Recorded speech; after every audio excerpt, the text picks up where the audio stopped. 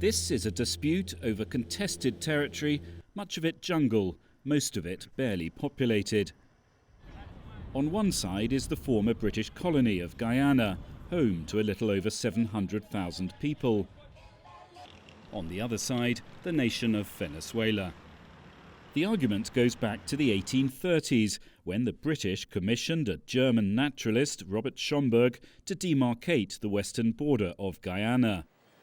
But Venezuela said he handed far too much land to the British. It was later agreed that the dispute should go to international arbitration. In 1899, a border was decreed, with almost 90% of the contested territory going to the British. Venezuela has, to various degrees, argued against that decision ever since, making claim to an area that is nearly two-thirds the de facto landmass of modern Guyana. The issue has become more pertinent in recent years after Guyana discovered vast quantities of oil, some of it close to the disputed area.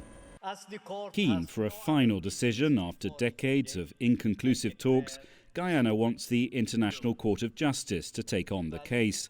On Friday, that court declared it does have jurisdiction. In light of the foregoing, the court concludes that it has jurisdiction to entertain Guyana's claims concerning the validity of the 1899 award about the frontier between British Guyana and Venezuela.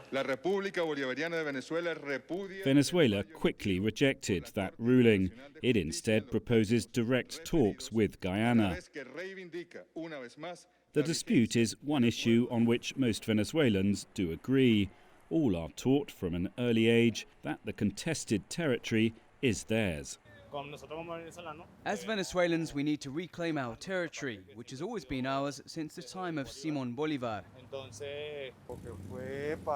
It was part of Venezuela since the colonial times. Then the English invaded the Orinoco. A final decision could be years away, but the fact that the International Court of Justice is taking this case on is being seen as a setback here in Venezuela. Stephen Gibbs, CGTN, Caracas.